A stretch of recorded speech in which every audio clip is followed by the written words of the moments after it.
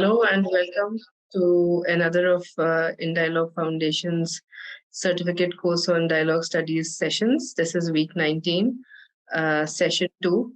Today we have the honor and privilege of having with us John Dayal, who will speak on the future of religious minorities in India. Dr. John Dayal is 75 and he really needs no introduction for anybody who needs it. I'll just quickly run through his introduction. He's 75 and he is one of India's foremost voices on human rights and religious freedom.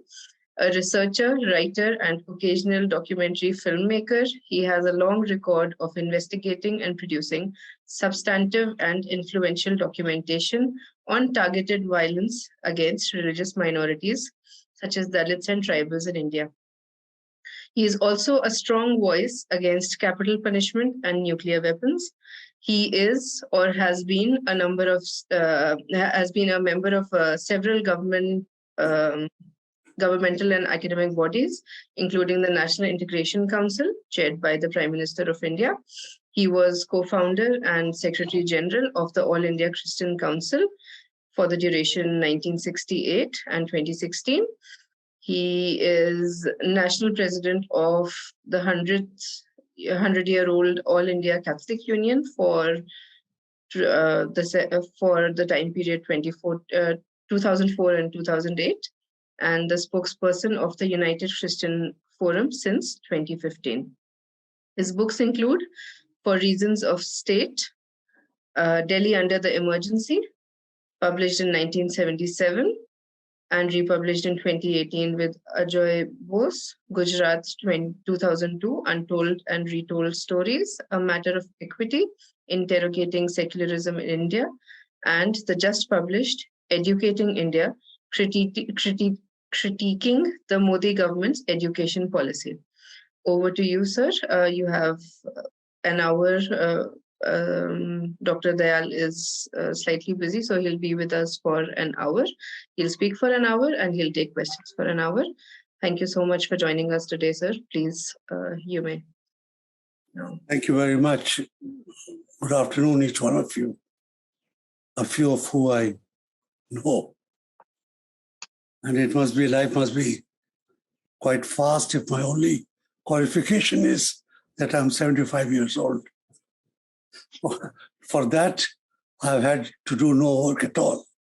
I just stood and time passed me by. But it has advantages. What it has as its most powerful advantage is the power of memory. I can talk of today, yesterday, the day before, and the very, very long ago, things 50 or 55 years ago, when I was a professional or in the university, in college at that time. So one can look back, one can look ahead with a certain either confidence or hesitancy, knowing that A, life will go on, and B, life will change. As you can imagine, as a person 1,000,000 years old, Jurassic Park, I actually remember seeing Jawaharlal Nehru, but not Mahatma Gandhi. Somebody had killed him by then. But I saw Nehru, I saw him alive, and I saw him dead. I went to his funeral and have gone to many funerals since then. I could cycle up to his funeral. It was permitted. Crowds were there in the hundreds of thousands. And a young man was a nobody. He could cycle anywhere, park anywhere, go anywhere. The concept of security, leaders work together. I think this is important because by the time I went to the funeral of Indira Gandhi, I was a correspondent, a reporter, and I was on one of those military trucks in the parade in the procession that accompanied her. And we were swamped.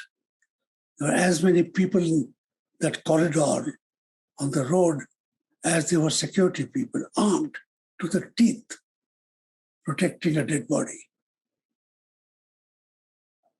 What had happened? And when you pose me a question, what is the future of religious minorities in particular?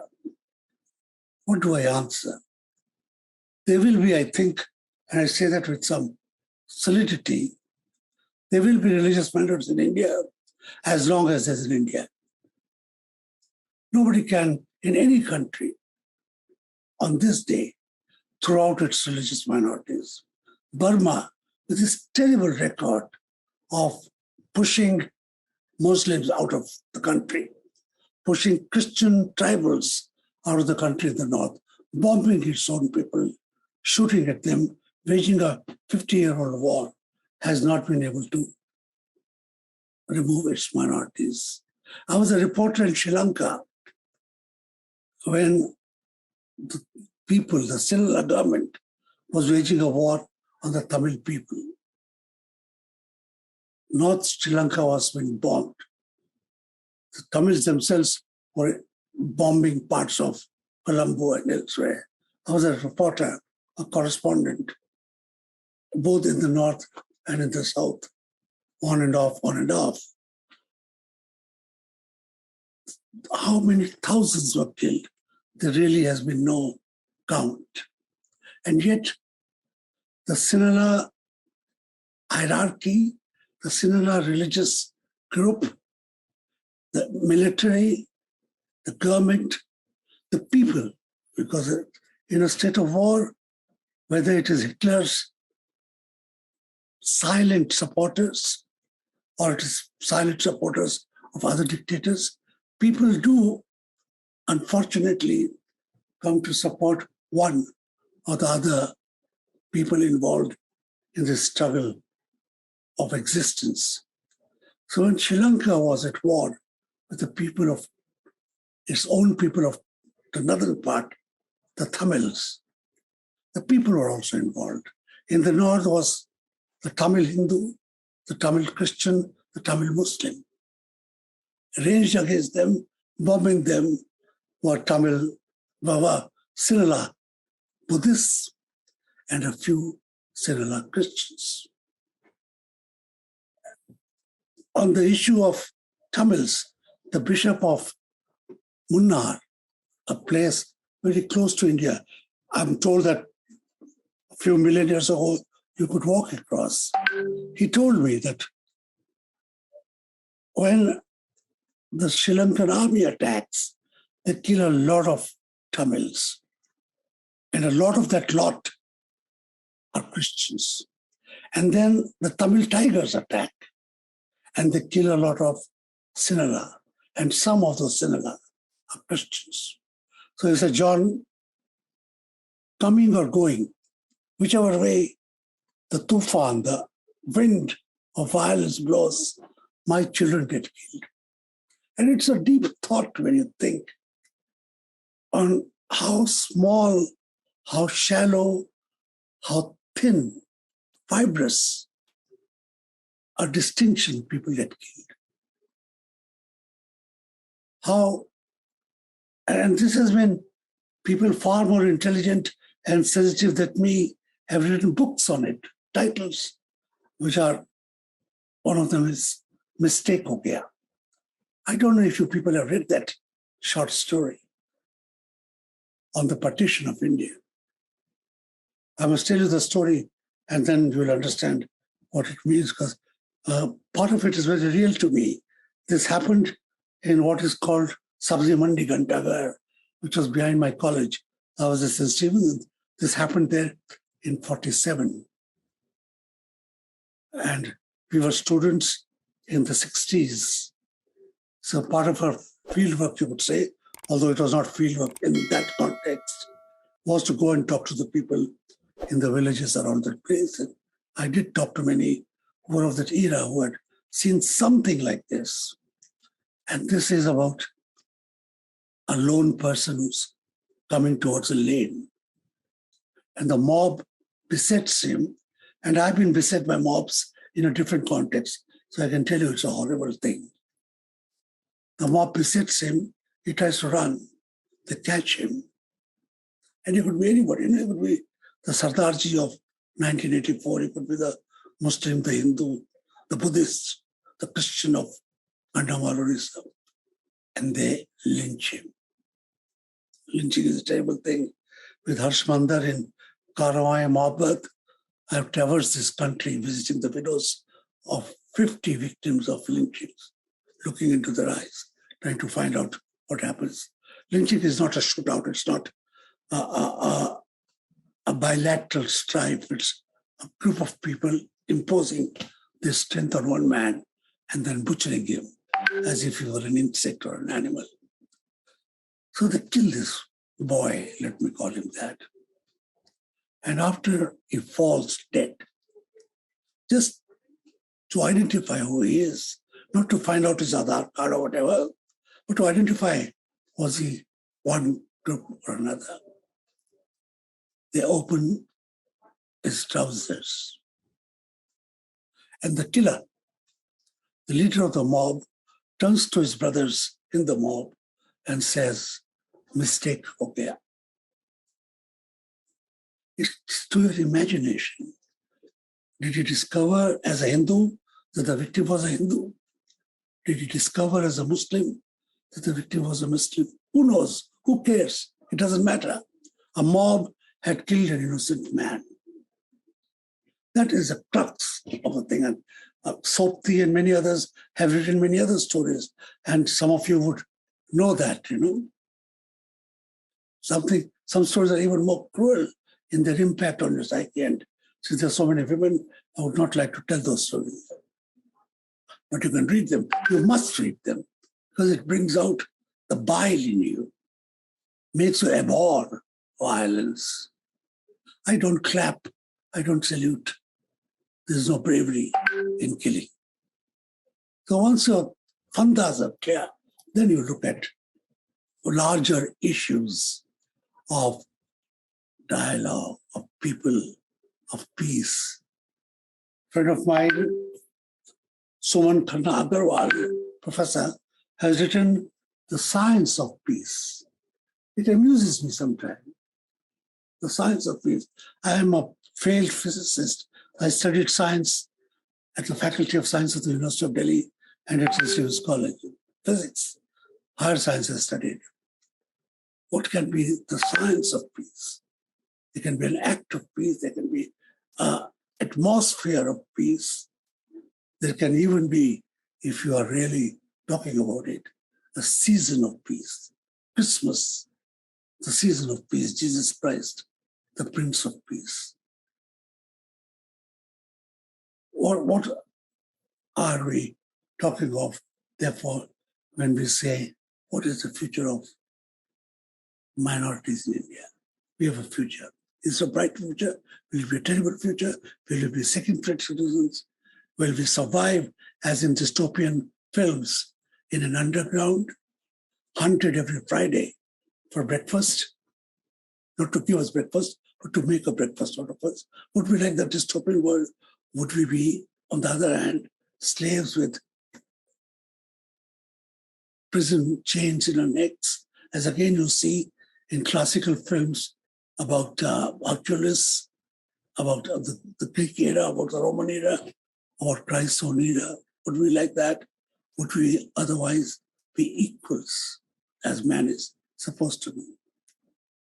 And what would be the geometry, the grammar, the exercise which will ensure that we are not prisoners, that we are not breakfast, lunch, or dinner, that we are equals? What would be the grammar? What do we have to give and take?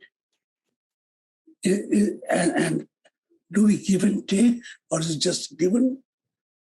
Is there a dialogue involved? Is there a process of negotiations? Is there a process of some common ground, some rules? What are the rules for my existence, for my safety, for my security? Will we be negotiating that? And this then comes to my basic question. We have a constitution of India. All the discussions that we needed to have about a common civil code, about life and death, the death sentence, education, even food, are there written in various paragraphs of the Constitution. Do we need to negotiate something else again? This is my question. My first question is, you want to have a dialogue. Who will you dialogue with? A child dialogues with his mother. I want to go. And she sets out conditions. Go, don't cross the road. Don't play with bad boys. Don't eat this, don't do that. Certain rules.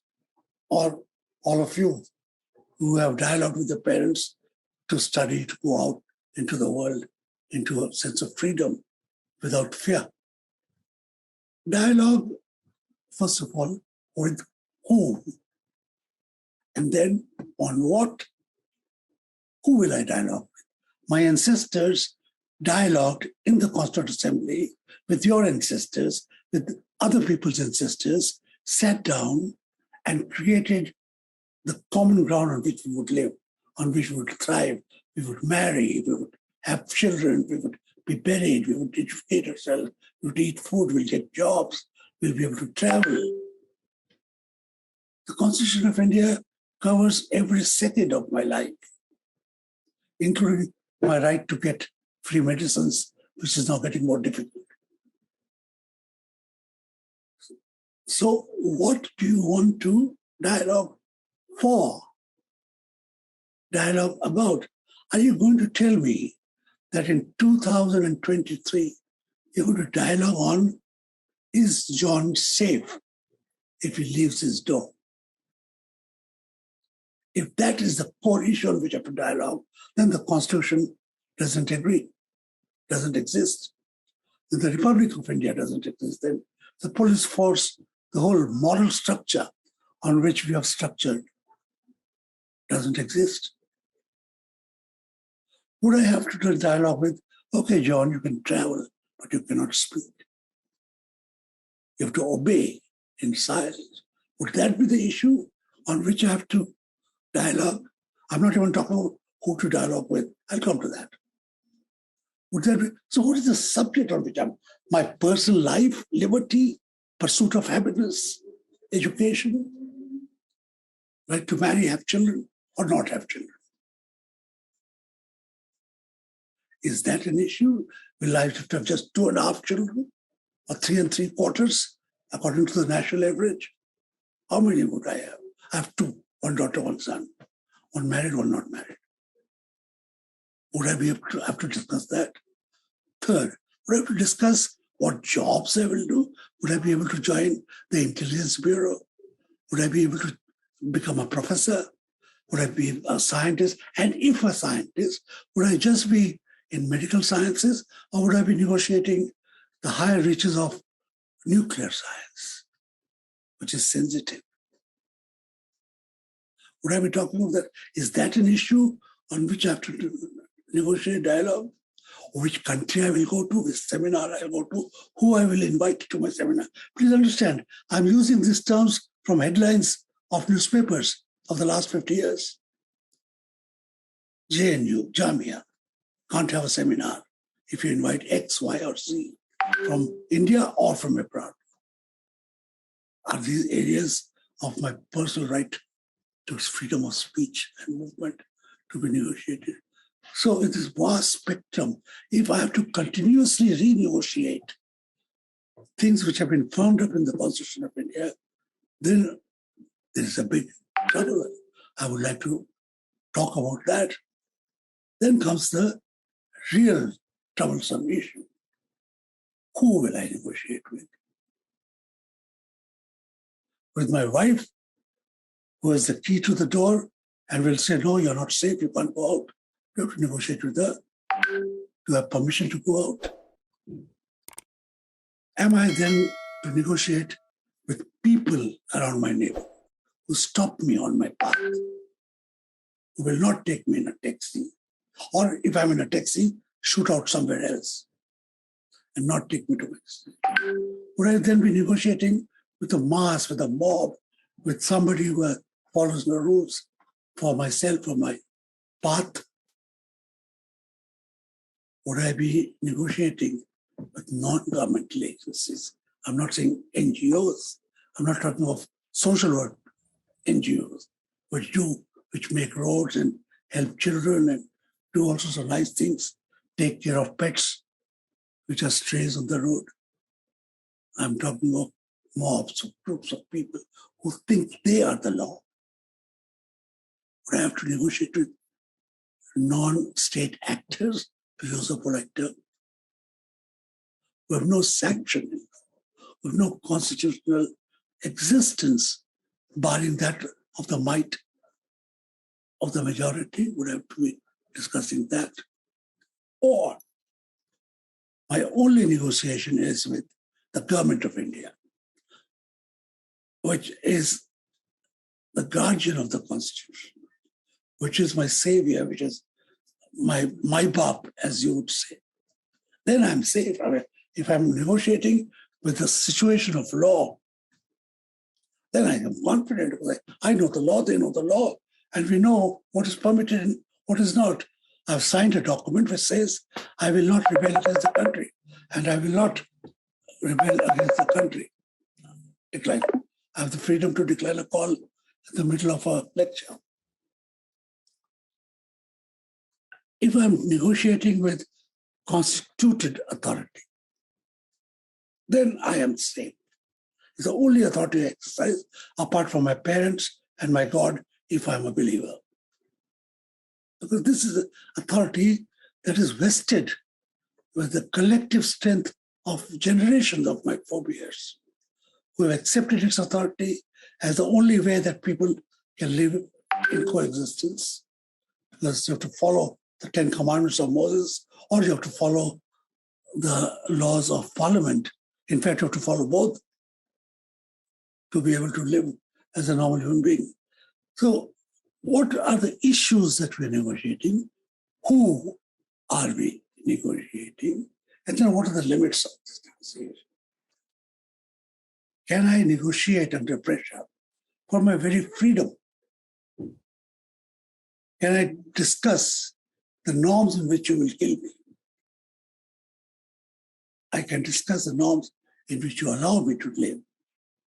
I can discuss whether I have Aadhaar card or not have Aadhaar card.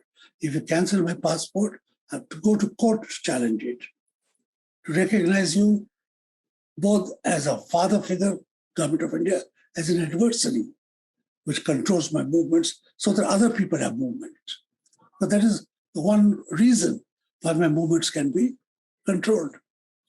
John will not get violent because it hurts his neighbor, his brother. My freedom ends where your nose begins. It's a very basic dictum in law. My freedom ends where your nose begins. So I have a freedom to just box myself, but I can't hit you.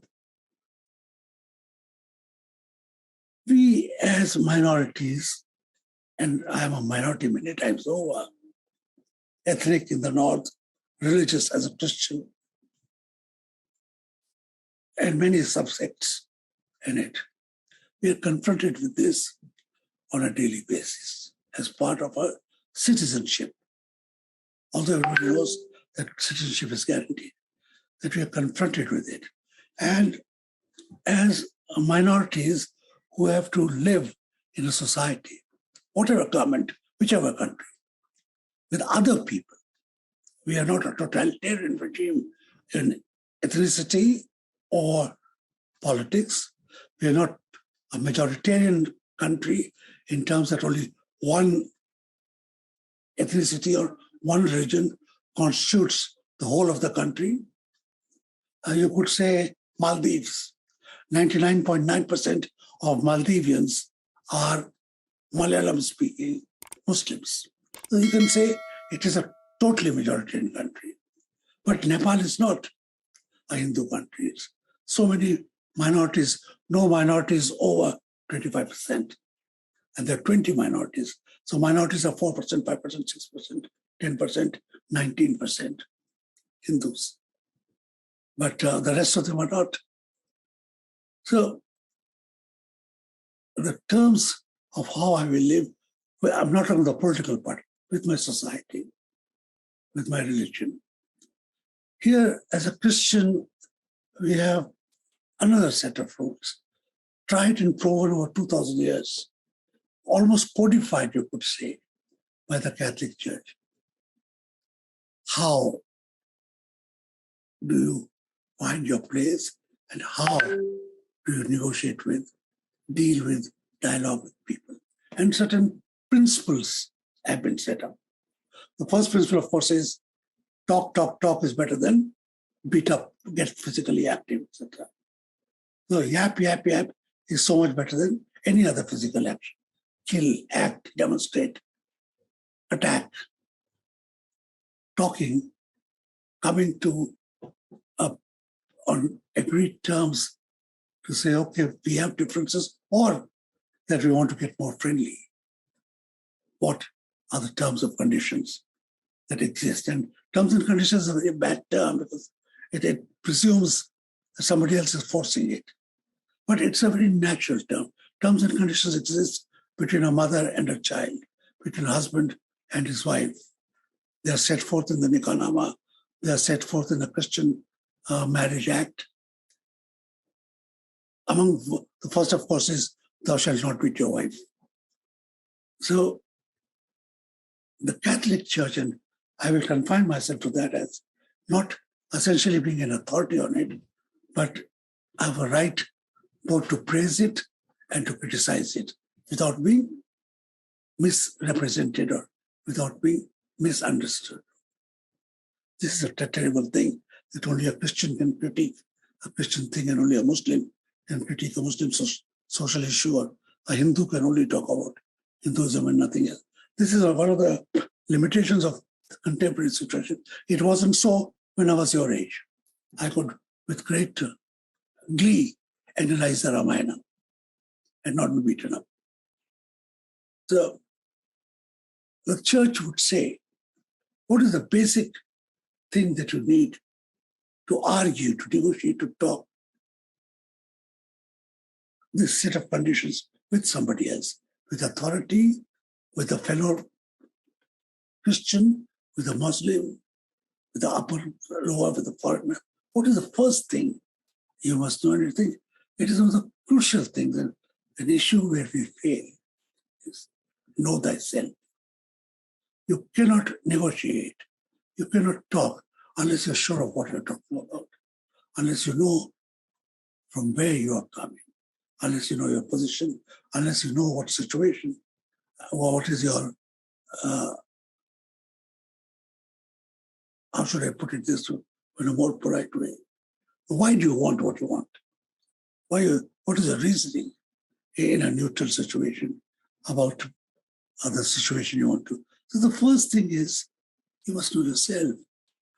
You cannot argue on Christianity without having a certain knowledge of Christology, what Jesus Christ, a certain knowledge about the theology of religion as it has evolved, as people who have studied religion, who have ruled religion, who have written the holy books, transcribed them, how they have interpreted. So you must know your basic Christology, the basics of your faith. Why is Christ and not John? In fact, the person I'm named after, John the Baptist, says, I'm not him. I may look like him with a beard. I may talk like him, don't sin, but I'm not him. I can't open his shoelaces. He will come when he will come.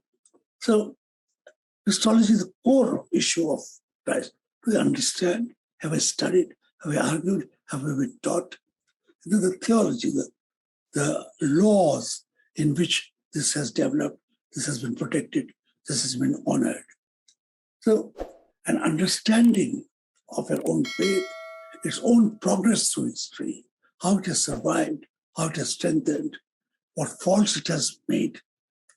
The Crusades, mixing up religion with colonialism. I give you two Christian issues. Islam would have 4, Hinduism would have 6. I tell you that with some authority. Jainism would have many, and people would not associate anything violent with Jainism.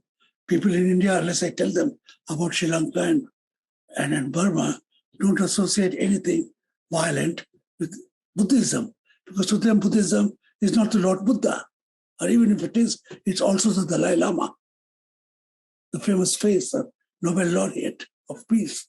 So they say, how can a Buddhist be violent? Till I give them about 200,000 instances of rabid violence. So, do I know about participation? Can I defend if required? Argument. If I tell you Christians are so peaceful, and you'll say, what about the Crusades? What about the terrible Islamophobia in Christian countries? What will I respond to that? How will I respond to that? This is where Christians, Muslims, Hindus, all of us fail, because we haven't given thought to what are we fighting about and what are we trying to defend, what are we trying to seek. We go by the crowd's noise, we go by what our leaders tell.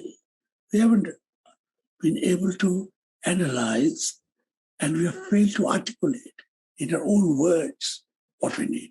So this is the first thing. Know yourself, and the rules that have evolved over that are many. But once you know your own thing, you know what to defend.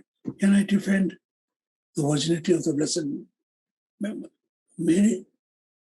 I have to take it as the stated article of faith. If there is no virgin birth, there is no Christianity. It's as simple as that. I could be somebody else, but I won't be a Christian.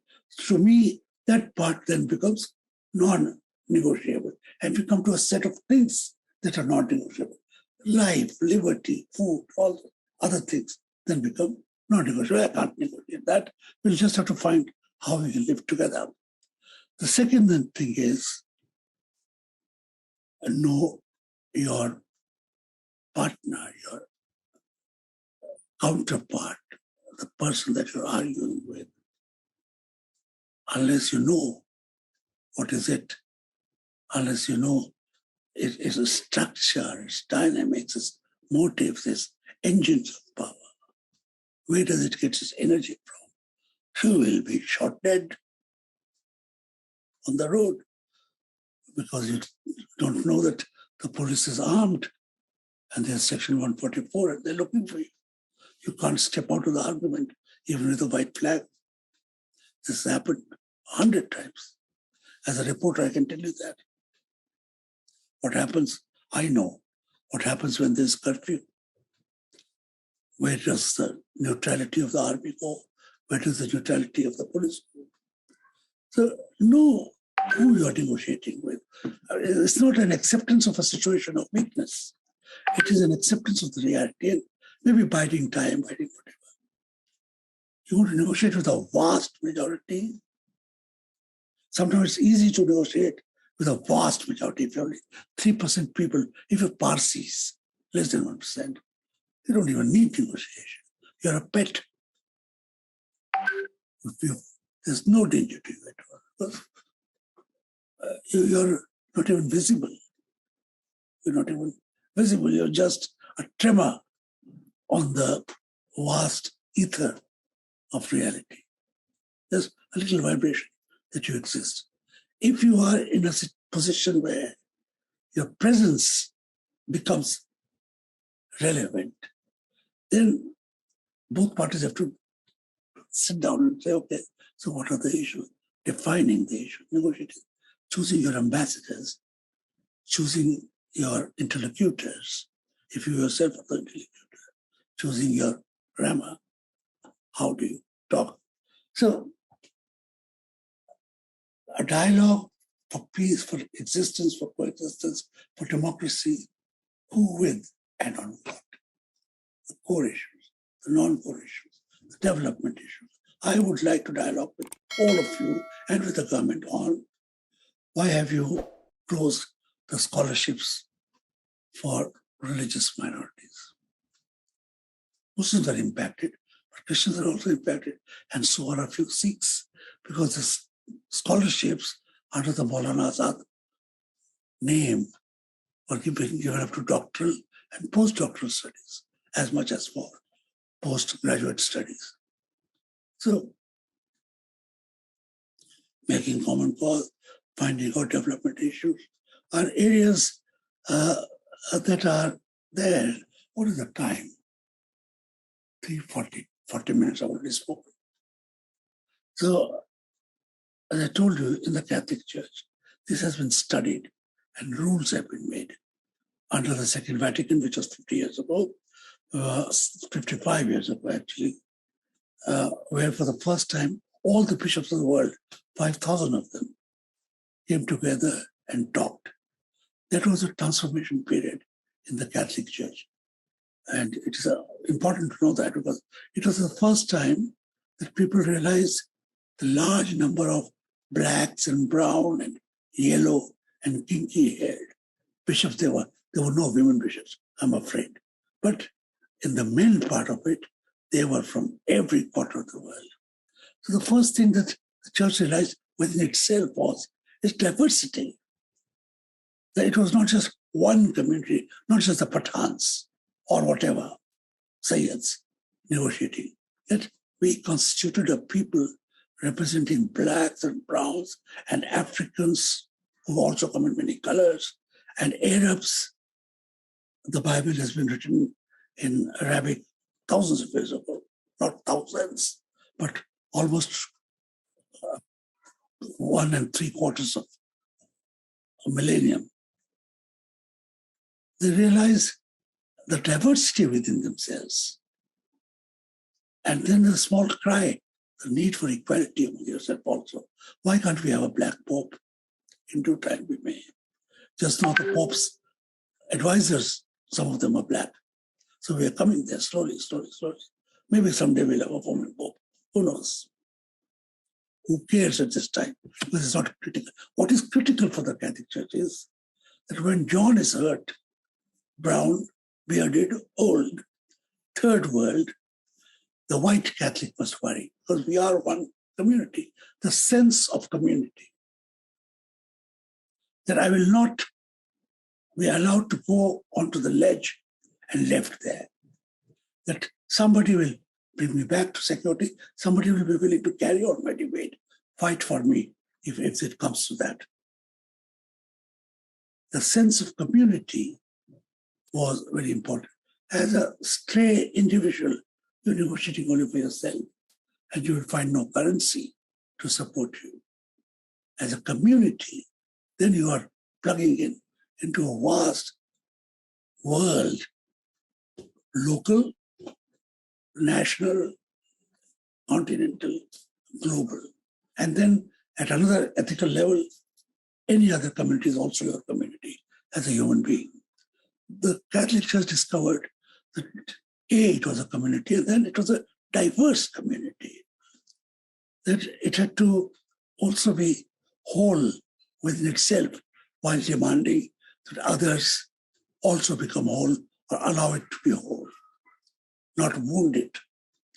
And that itself goes hand in hand and is the last part of creating an ambient situation where, let us say, if you look at today's figure, the joke, of course, is the negotiation that is going on between Russia and Ukraine, the shadow war that is going on there. Because it's not a war as in a war.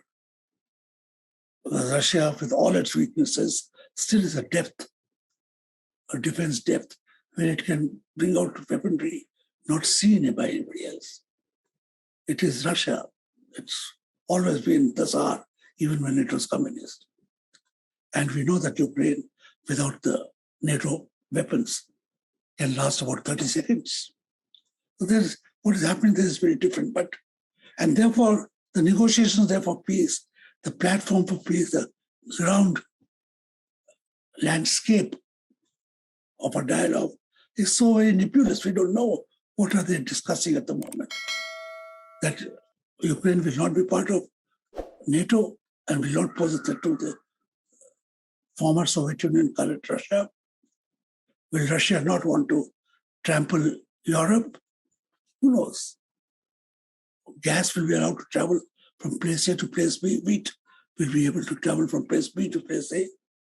Those are the constituents of the many issues that make up for the dynamics of peace in the Ukraine.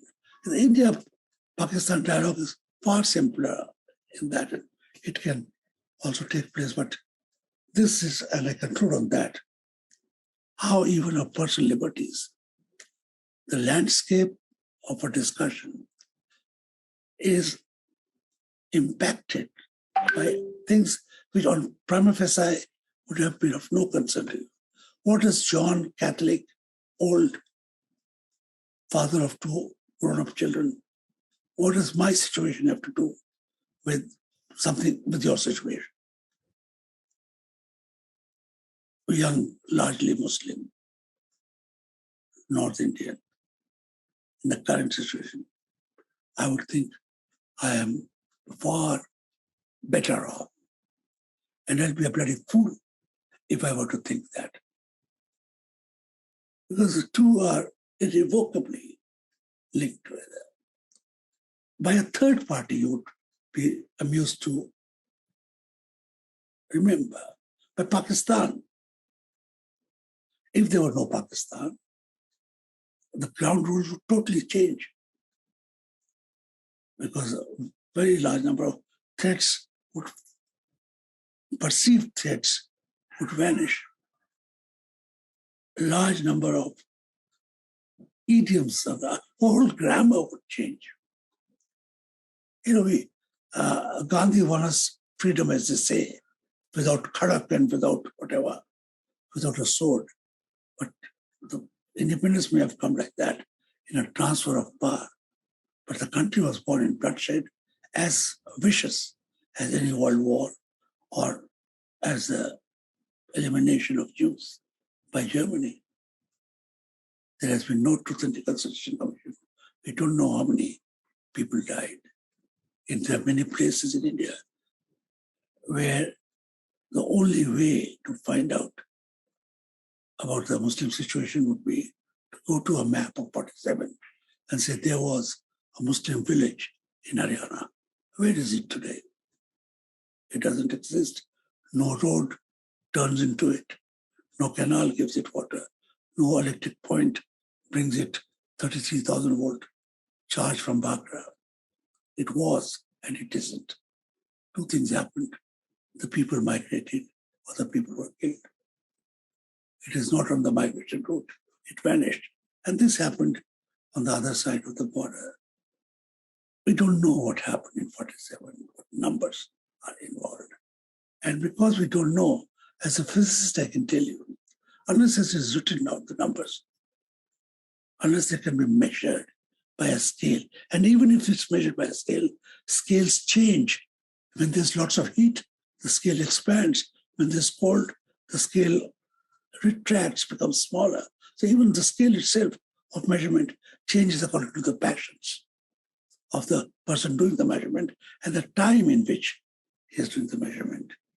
We have not had a reconciliation commission in a perspective of peace so that we could actually count. We would not exaggerate. Today, if you ask a Hindu from West Pakistan, he'll give you a real and a make-believe. He will give you a real and a make-believe history. If you were to count all the land lost by Hindus in Pakistan, it would be 100 times more than the acreage of Pakistan and the wealth and so on and so forth. So history has multiplied all of that. And today we are battling the progeny of illusions of make-believe as much as we are battling the fears of the real. And this is on all sides of the spectrum and deeply impacts the process of peace, of negotiation, of coordinating all of social work, human rights that we talk of in multiple good and bad ways. So you can understand that it is not a very easy task to speak with any element of certainty what will be the future of minorities in India. They will be minorities. They will have a future. They will learn to negotiate on the landscape. Our task today is to see that the landscape remains fertile, remains level. Above all, it remains level, where there are places to seek strength from, where Gandhi has not been so vilified that he is not even the target of a prayer.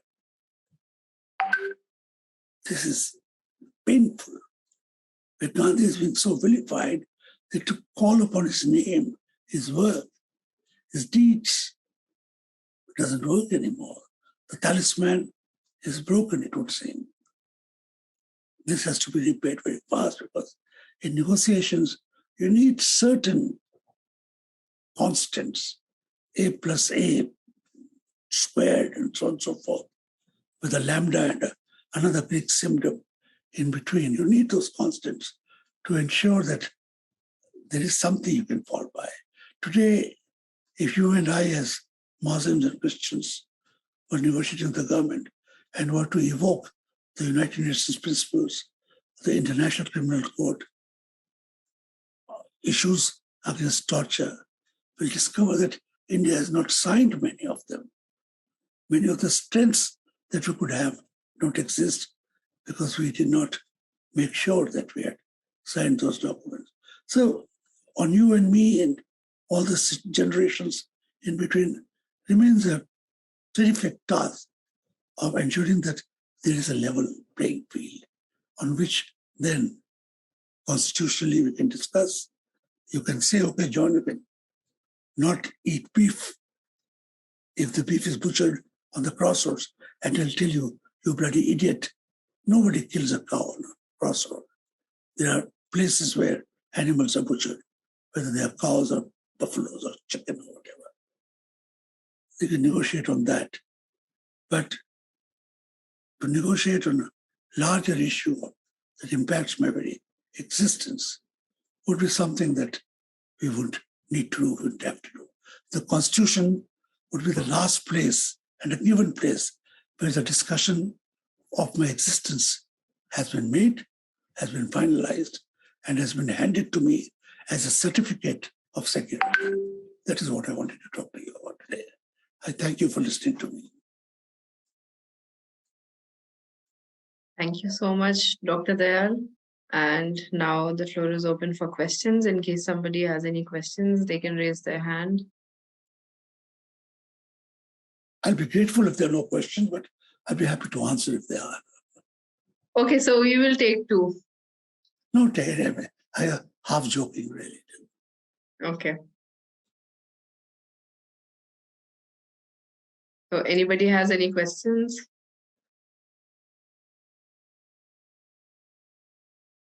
Okay, Pragya, usually you have questions. Yes, I was waiting for others to ask, otherwise I do have. John sir, I would really want to know that in all the times that you have seen India, would you feel that there was any golden period or such where dialogue between religions or dialogue with minorities was, and people were more open, or the government, let's say, had certain policies which were more towards, which were more dialogue promoting? So that would be my question. When I was in college, 55 years ago, a long time, my college, which was a so-called Angrezi college, had a bas mein adab. A Christian college had a social group called Bas Mein Adab. I was a member because I had studied Urdu for 2 years. And Urdu was discussed there. The roots of Urdu were discussed there. The culture of Urdu. The fact that it was not a Muslim language was discussed there. Today in the University of Delhi or JNU, you will not find a Bas Mein Adab. This is an irrelevant example, but it's an example. It provided a forum for us to work with Hindus who also were members of the Bas Mein Adab. Shankar Shad Mushaira, now confined to the grounds of modern school. I think the cultural and social aspect of dialogue is almost dead.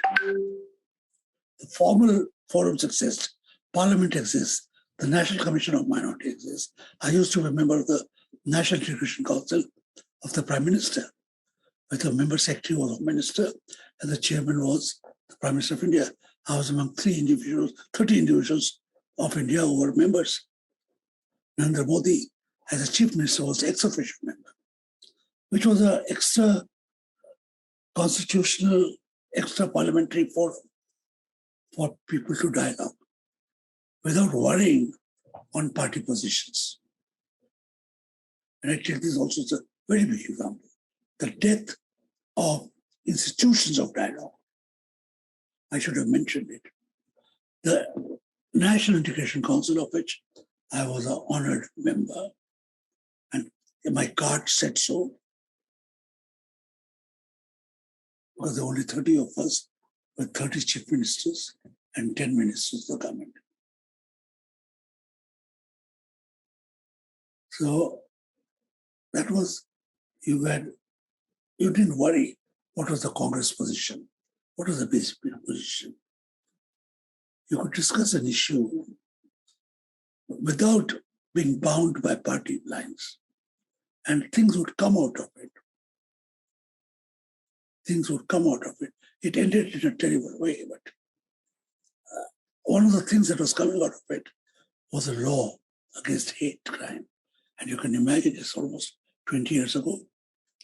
We were discussing a law against hate crimes. I picked up two of these issues and implemented it in the Christian community. I have a hotline of violence against Christians. Any pastor in India can, 1800 something, 45, can phone up and one lawyer will pick up the call and try to reach out to him. We picked it up.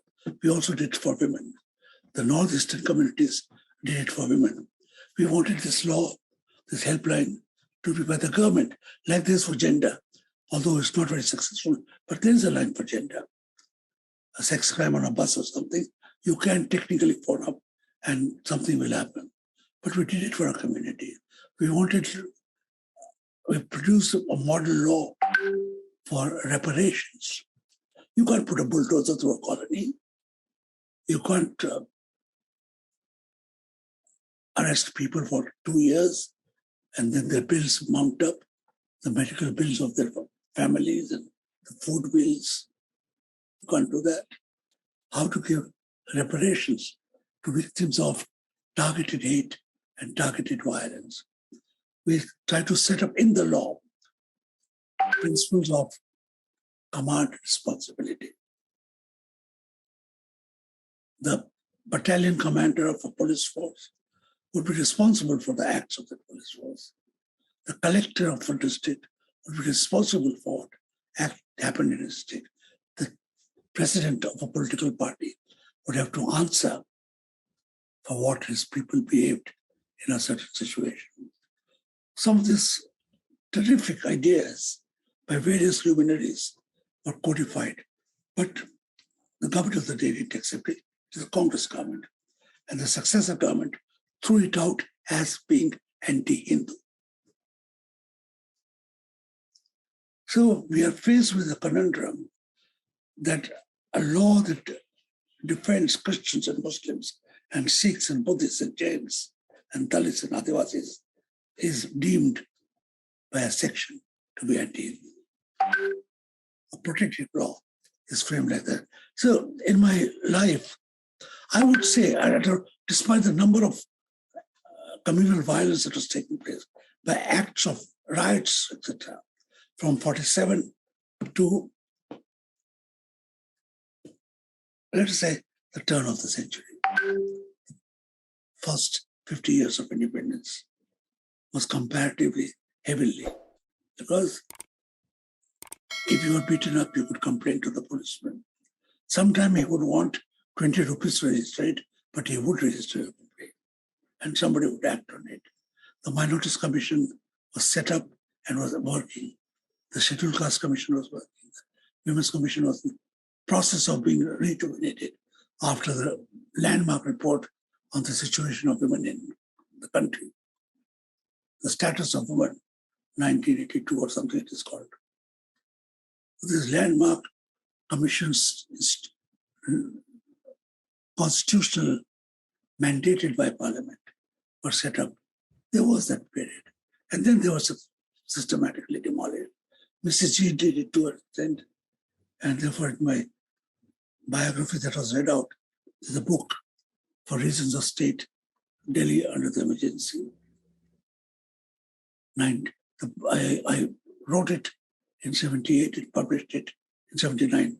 The emergency was on.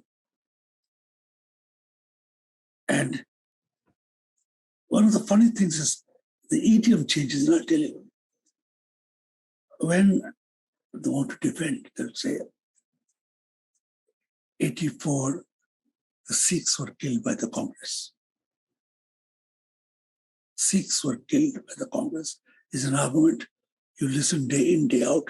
You listened to it yesterday when they reminded Rahul Gandhi of it. The Punjab Sikhs and the Punjab BJP again reminded. But when Hindus are killed in any act of violence, they will not say the Congress killed him, or the BJP killed him, or the CPM or the DMK. It will not be a political party, a mob party. It will be people, Muslims. So the very language has sought to be changed. If you change the complaint, if you remove the truth from it and cloak it in this very nebulous thing, then nobody will be able to even inquire. The anti-Sikh violence failed because they continuously wanted to indict the Congress. The Congress quoted them. The people who killed were Congresspersons, but they also belonged to communities, to ilakas, blocks. Somebody was in charge, and they didn't want to catch those people in that argument. Some of us have for years said that we think that RSS was also deeply involved because later when Rajiv Gandhi won by 403 seats and the BJP was reduced to 2, it meant that every RSS group voted for the Congress. Why would they do that unless they were part of the punishment or the attempted eradication of the Sikh community? So, right from the grammar of it, the vocabulary, things have changed. But yes, I think I've seen the golden period of secularism, and having seen it and seen the depth, the roots of secularism, I think we'll come back to it. It may take another 10 years, 20 years. We'll come back to that story. The world itself would also be evolving. So, thank you, Dr. Dayal. We have one more question if you'd like to take it. Otherwise, we can skip it. otherwise, none of you is going to sleep. Although one person I suspect is on the verge. Yeah, so do I ask the question? Please go ahead. Yeah.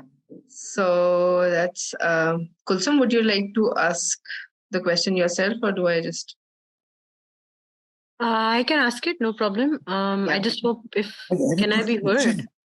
Have you put it in chat? Because I've not seen. Yeah, it's on chat. It's on chat. I wasn't sure, so I just put it on chat just to also sort of remember it.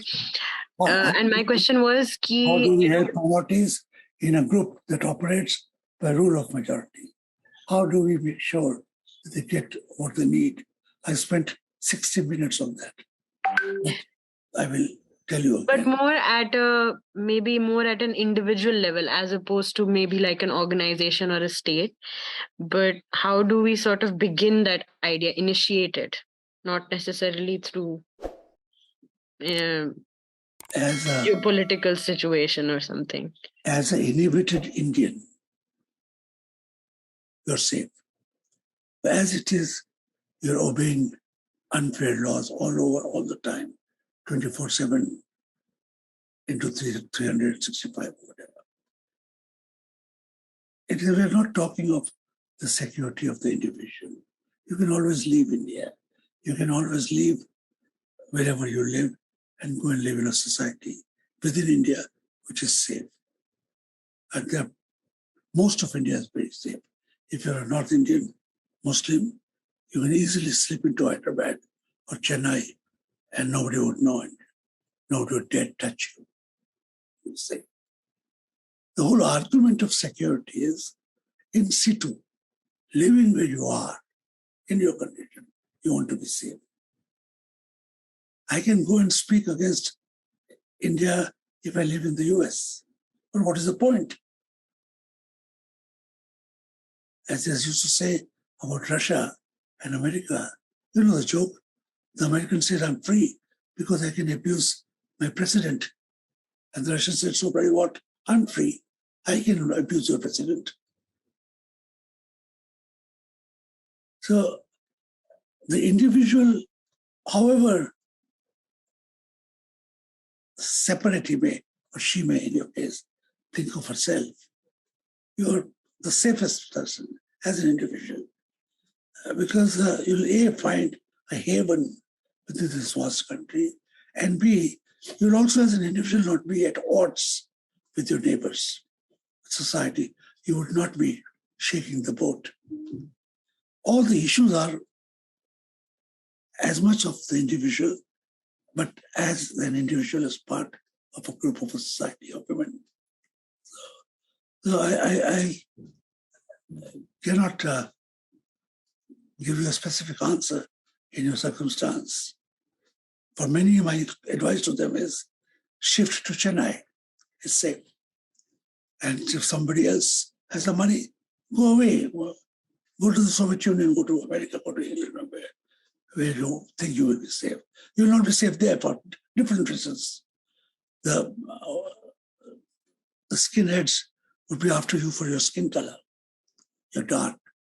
Your neighbors will be against you because you cook Hindi food with haldi and hing and oil. Not only does your flat stink, the whole neighborhood stinks.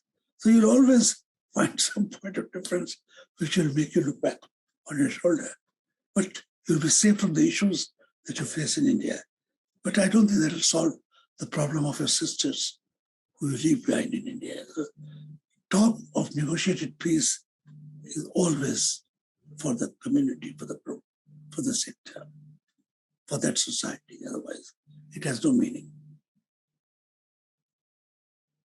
Thank you so much, Dr. Dayal. Sulsum, do you have another question?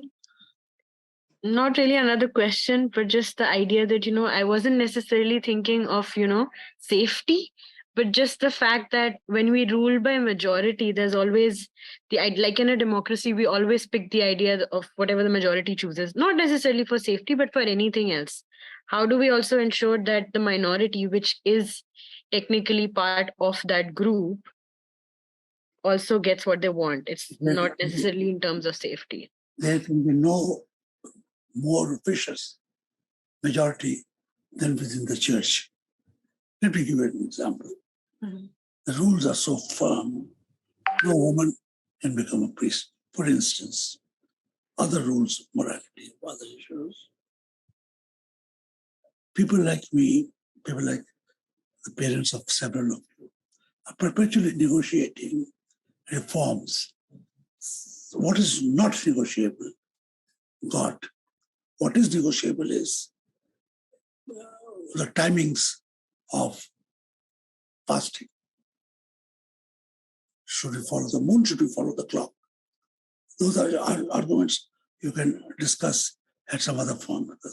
You can also go and say, if my day is to be measured by the place I'm in, I will always move to somewhere where the day is the shortest. When it is time for that period of fasting to come, I can keep on traveling and have only 7-hour days, and it will be good fun. To be a reformist in the Catholic Church is a terrible thing. You can, at a moment, be dismissed as a thought terrorist, somebody who's attacking the very fundamentals of faith. but to continue to persevere while being a believing Christian. Saying that, if there's no Christ, what am I doing posing as a Christian? If there's no Christ, where is the Christian community? Why have I wasted 50 years of my life in social action? So I find myself and many of my Muslim friends who are at the same time reformists and at the same time defenders of the faith. It's a basic contradiction, but the point is that we understand ourselves as part of a community which we are honor bound to protect, to fight for, to negotiate for in the larger thing. But within that community, we are in a minority. We have to also negotiate our own place. And we are in a minority because we think we can help take the community to a slightly better place. We can help you understand Christ and Mary in a slightly more enlightened way, and not just that we can undertake and say the periods of Lent or fasting can be that if you're not well, if you're so-and-so, if you're so-and-so, then you're exempt. I'm exempt, by the way. I don't have to fast. Which is quite funny when somebody will say, John's future in heaven is safe because he's a diabetic and I'm not a diabetic, so why is my future not safe? But these are very complex things, not given to easy explanations. But once you are in the river, when you're trying to swim, things become more clear. You know which way the current is going, how to negotiate the current without going bang against it. You'll go nowhere. You go in an angle, you'll deviate slightly, but you can correct it, and in time, slightly more time, you'll reach your destination while crossing a river against the current. That is it. Thank you so much, Dr. Dayal, for joining us today, especially because you were so unwell. You still decided to not cancel. We really hope you recover soon, and thanks a lot on behalf of the In Dialogue Foundation, and especially from the Secretary General, Vezat Fatmi. And we hope to keep in touch with you. So months haven't passed before we see each other again. As long as it made sense, thank you very much. Oh, you did. Very, very insightful and thought-provoking, sir. Thank you so much. And we will end with that.